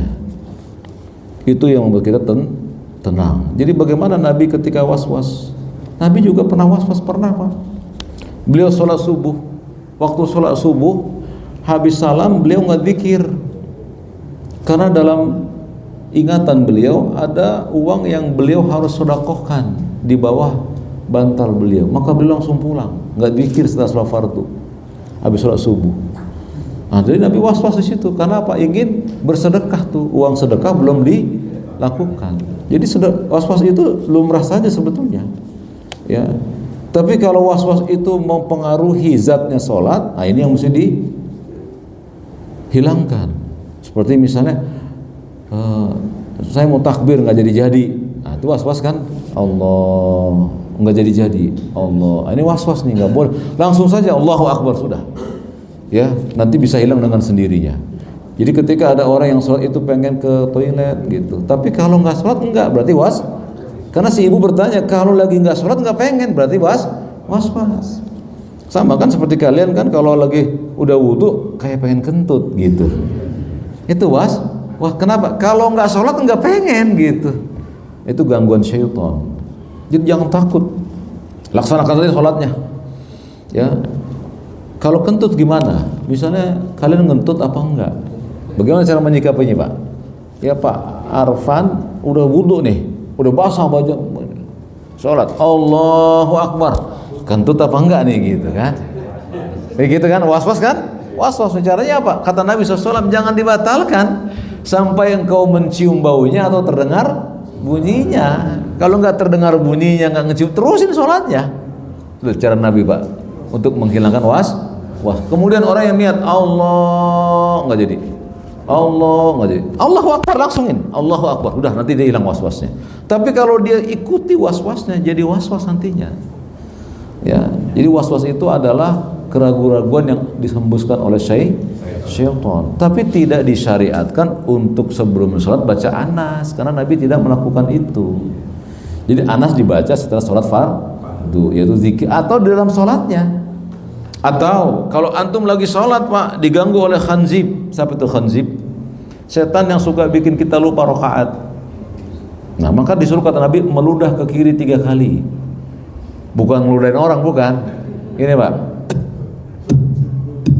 gini, ke bawah kaki kiri, bukan ke samping, bukan. Ya, jadi ibu kalau ibu ragu, ibu boleh meludah ke kiri 3 kali Bu, ke bagian bawah kaki kiri ya, bukan ke jamaah yang sebelah kiri, bukan. Nanti rame. Jadi ini enggak doanya enggak ada, tapi ibu amalkan sunnah Nabi. Kata beliau, kalau setan datang mengganggumu, maka meludahlah ke kiri 3 kali, ke bagian kiri ya 3 kali dan berhenti pasti ya. Nanti juga ada di kitab kita ini bagaimana menangkal was-was setan. Ini yang nanya udah sebelum kita beribas sudah ditanya, Masya Allah. Ada ininya, barakallahu fik ya. Jadi nggak ada doa khusus, kecuali ibu langsung saja melaksanakan sholat tersebut, jangan hiraukan keraguan. Bismillah, nah, lagi-lagi itu Bismillah. Assalamualaikum warahmatullahi wabarakatuh. Antum diberikan salam nih Pak. Waalaikumsalam warahmatullahi wabarakatuh. Ada 3 pertanyaan. Ya, jadi cuma ada 2 orang tapi ada 4 semuanya. Apa hukumnya merayakan hari ulang tahun? Ya. Apa hukumnya merayakan hari ulang tahun? Yang kedua, merayakan hari ibu. Hari ibu dan Isra Mi'raj. Oh gitu. Jadi ada hari ulang tahun, ada hari ibu, ada Isra Mi'raj. Nabi SAW dilahirkan tidak? Nabi tahu nggak beliau lahir? Nabi tahu nggak beliau lahir? Ya tahu lah, masa nggak tahu? Nabi mengatakan aku lahir di hari, kan beliau tahu tuh, dia ngomong gitu beliau. Ya Rasulullah, kenapa engkau berpuasa di hari ini? Hari ini aku dilahirkan. Dan aku suka apabila aku diangkat amalnya, aku dalam keadaan berpuasa. Maka para sahabat puasa hari Senin, Kamis tidak? Wah, padahal para sahabat nggak lahir hari Senin. Para sahabat kan nggak semuanya lahir hari Senin. Yang lahir hari Senin adalah Nabi. Nabi berpuasa di hari. Kalau ingin merayakan hari ulang tahun kalian, puasalah di hari ulang tahun kalian sebagai rasa syukur. Nabi berpuasa di hari Senin. Dan para sahabat ikuti Nabi di hari Senin puasanya, bukan di hari lahirnya mereka. Berarti kalau kita ingin merayakan nggak cocok, karena para sahabat nggak merayakan hari lahirnya mereka. Mereka berpuasa di hari Senin karena hari Senin hari lahirnya Nabi SAW. Yang kedua, kata Nabi, amal diangkat di setiap pekan 2 hari, Senin dan kalau mau puasa situ. Jadi merayakan hari ulang tahun bukan datang dari Islam. Ya, happy birthday to you. Ya, dari Londo, bukan dari Islam. Nabi kan lahir, para sahabat lahir, nggak ada perbuatan mereka. Loh, kenapa mesti ke Nabi? Lah sunnah itu sahih siapa? Ambil akidahmu dari Quran dan sunnah yang sahih. Sunnahnya sunnah Nabi. Nabi hidup lahir, tapi beliau nggak merayakan hari lahirnya. Yang kedua, hari ibu sama. Ibu kita itu Pak, oleh diberikan 3/4. Kita cuma 1/4. Datang kepada Nabi, ya Rasulullah, kalau aku punya orang tua, kepada siapa yang aku mesti berbakti? Ummuka, summa abuka. Ibumu baru. Kita cuma 1/4 nih Pak, dapat jatah, dapat perunggu. Istri kita tuh dapat medali emas, perak, platinum, dapat dia. Kita cuma 8 perunggu. Kenapa mereka dapat 3? Mereka hamil, mengandung, melahirkan, menyusui, 3 bagian. Ya. Tapi ketika perempuan-perempuan di zaman Nabi itu ngandung Pak, mengandung, melahirkan, ya, Nabi nggak nyuruh para sahabat bikin hari buat ibu-ibu, nggak ada hadisnya. Berarti tidak ada hari ibu. Nanti bapak-bapaknya minta hari bapak, anaknya minta juga hari anak, cucu minta semua Pak. 1 minggu libur kita nggak kerja, hari raya semua soalnya. Jadi tidak ada perayaan-perayaan kecuali 2 hari raya. Nabi datang ke kota Madinah Pak. Ya, saat di kota Madinah, penduduk kota Madinah sedang berhari raya, makan, minum, lari-larian, olahraga, itu dia. Nabi bertanya, kalian ngapain nih? Kami sedang merayakan hari raya jahiliyah, Nairus dan Mihrajan. Apa kata Nabi? Qad abdalakumullahu khairum minhuma.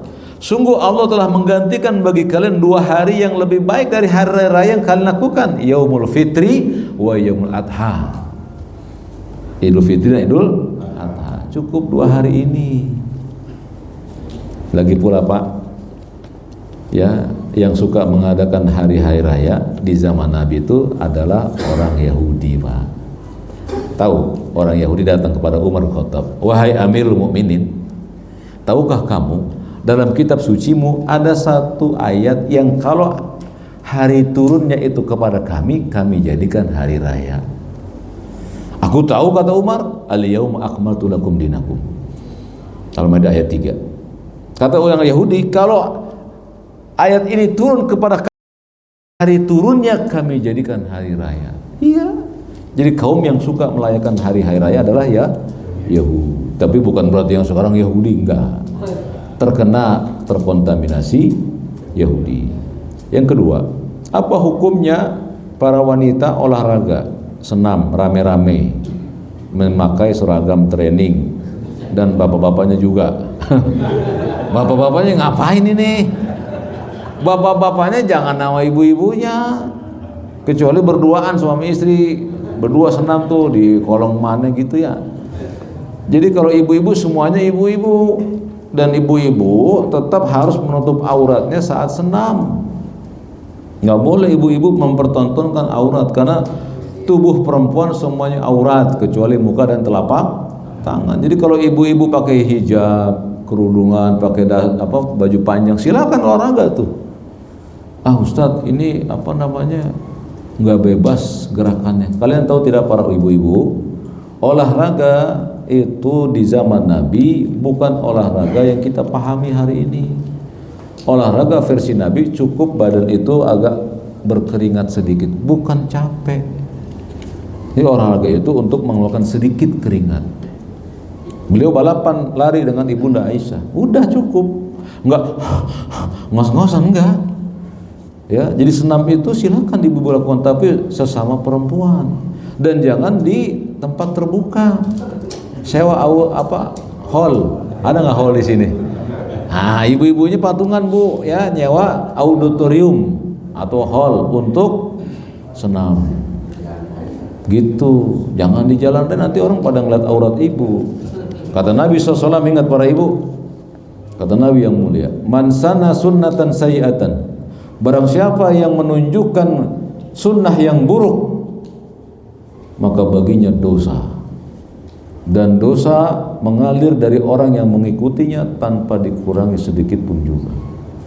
Misalnya ya, ibu senam pakai training, egol-egol, dilihat sama anak-anak kecilnya egol-egol juga. Si anak kecil sampai gedenya senam juga, dosa si anak akan dialirkan ke ibu yang pertama kali yang dia lihat. Naudzubillah, tsumma naudzubillahi min dzalik.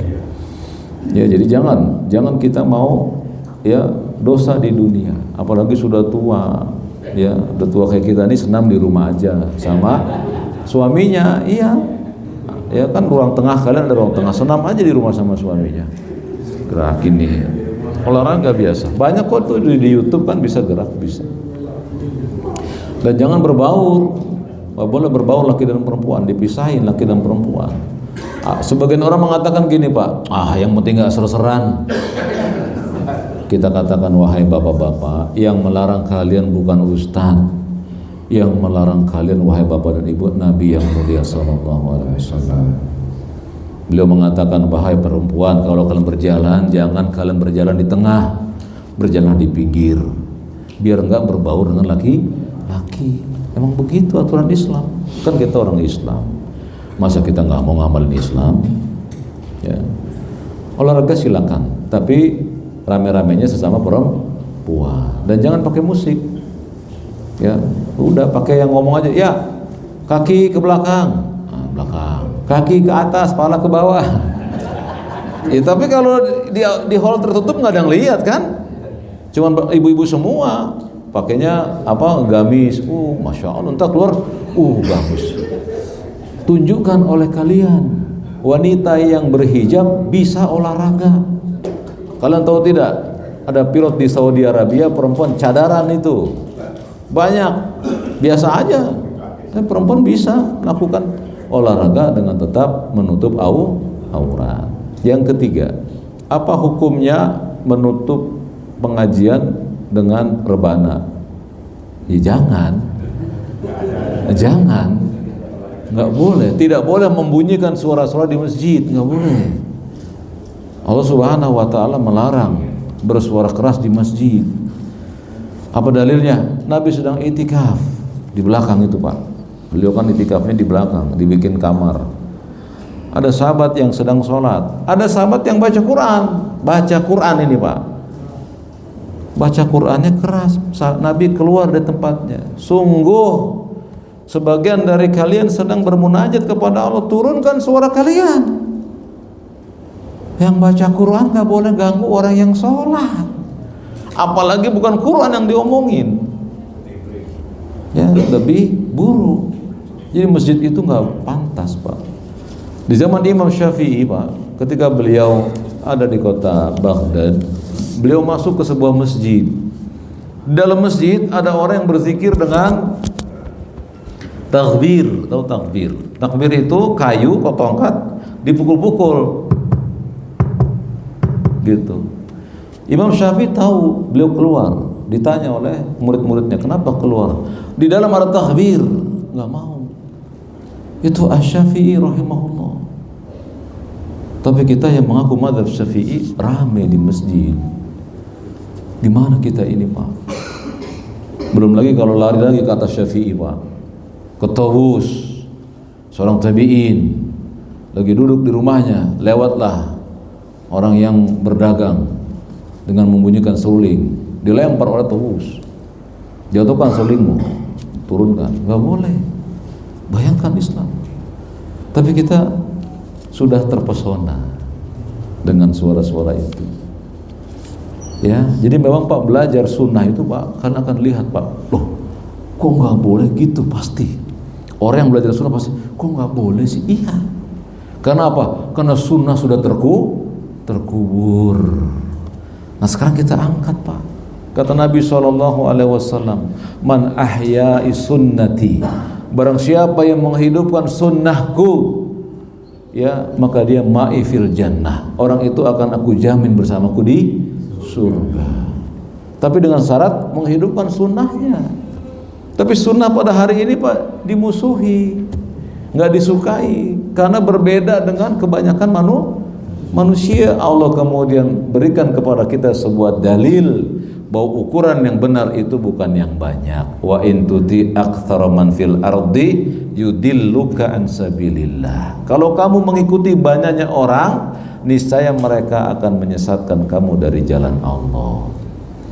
Jadi ukuran kebenaran adalah Al-Quran dan hadis yang sahih. Gitu ya, terjawab semuanya nih Bu. Mau rebana kayak mau bukan rebana, jangan tinggalkan itu Pak Bu. Ya, dan memang iya berat bagi kita. Apalagi saya kecilnya dari dulu diajarin dulu di masjid saya ada rebana. Dan itu dulu alat musik yang dianggap boleh. Padahal rebana itu termasuk dibolehkan hanya pada saat pernikahan dan hari raya yang mukul anak-anak kecil perempuan. Bukan mak-mak, bukan. Anak kecil yang belum balik Pak. Iya. Dipukul di dua tempat, saat hari raya dan saat pernikahan. Bukan di masjid, bukan. Di masjid itu orang beribadah pada Allah, membahas Quran dan sunnah Nabi SAW. Masjid itu tenang Pak. Makanya Pak Ali bin Abi Thalib radhiyallahu an, ibu-ibu, Ali bin Abi Thalib radhiyallahu an ribut dengan istrinya. Siapa istrinya? Fatimah, berselisih. Ali bin Abi Thalib perginya kemana? Ke masjid. Tenang soalnya di masjid. Kalau kita ke warkop, ke masjid Pak. Masjid Pak, zikir sama Allah, salat 2 rakaat, mohon tolong pada Allah. Tiduran di situ boleh, iya. Maksudnya kalau lagi kepala pusing saya ke masjid Pak, di rumah saya. Tidurannya masjid. Boleh, memang itu sunnahnya para sahabat. Jadi masjid tempat kita tenang itu. Karena dalam masjid tenang, jaga kebersihan dan keindahan masjid. Gitu. Bisa dipahami yang bertanya ya? Semoga Allah mudahkan yang bertanya untuk mengamalkannya. Jadi gimana nih misalnya? Sepertinya tadi ada pertanyaan dari Ibu yang Isra Mi'raj. Oh iya. Sama, Isra Mi'raj juga hari Ibu sama. Hari Ibu, hari Isra Mi'raj, hari lahir Nabi, hari lahir sahabat, lahir istrinya sama. Semua perayaan itu telah dikubur oleh Nabi dengan hadis beliau yang di Madinah. Kata Nabi, sungguh Allah telah gantikan bagi kalian yang lebih baik dari hari yang kalian rayakan ini, Yaumal Fitri wa Yauman Nahri. Cukup bagi kita itu. Jadi gimana cara mencintai istri? Ya jangan diultahin, kasih emas, beliin emas. Emas itu kan, diam itu emas ya. Kalau minta emas, diam saja, ya Bu ya. Kan jadi itu. Ya. Jadi jangan kita melakukan apa yang Nabi tidak. Nabi melakukan Isra Mi'raj tidak? Siapa yang mengalami Isra Mi'raj? Nabi SAW. Bahkan beliau berkata kepada orang-orang musyrikin, aku diperjalankan oleh Allah dari Masjidil Haram ke Masjidil Aqsa dalam waktu 1 malam. Abu Jahal berkata, kami butuh 2 bulan. Sebulan berjalan, sebulan balik lagi. Nggak percaya? Nanya ke Abu Bakar. Temanmu berkata dia berangkat ke Baitul Maqdis 1 malam. Kamu percaya? Naam, aku percaya. Udah gitu doang. Abu Bakar dan sahabat lain nggak bikin kumpul-kumpul di masjid, nggak bikin buat merayakan Isra Mi'raj Nabi, tidak. Kalau saja itu baik, kenapa para sahabat nggak melakukannya? Kenapa? Kan ada sebuah istilah Pak dalam Islam, laukana khairan la sabaquna ilaih. Kalau andai perbuatan itu baik, para sahabat yang pertama kali yang mengamalkannya. Kenapa? Mereka tahu baik itu pasti surga, pasti. Tapi kenapa tidak diamalkan? Bukan wahyu. Di sisi beliau, di sisi mereka ada sahabat, ada Nabi SAW. Kenapa Nabi nggak? Wahai para sahabatku, aku di Isra Mi'rajkan oleh Allah. Aku minta kalian kumpul-kumpul di masjid untuk membacakan. Nggak dilakukan oleh para sahabat. Nggak ada perintah dari Nabi, nggak ada contoh dari Nabi. Maka sebaik-baik kita adalah mengikuti Nabi dan para sahabatnya. Jadi caranya gimana dakwahnya? Ya kita bilang kita nggak melakukannya karena Rasul dan para sahabat tidak melakukan. Bahkan imam yang 4 Pak, antum cari kitab fikihnya nggak merayakannya.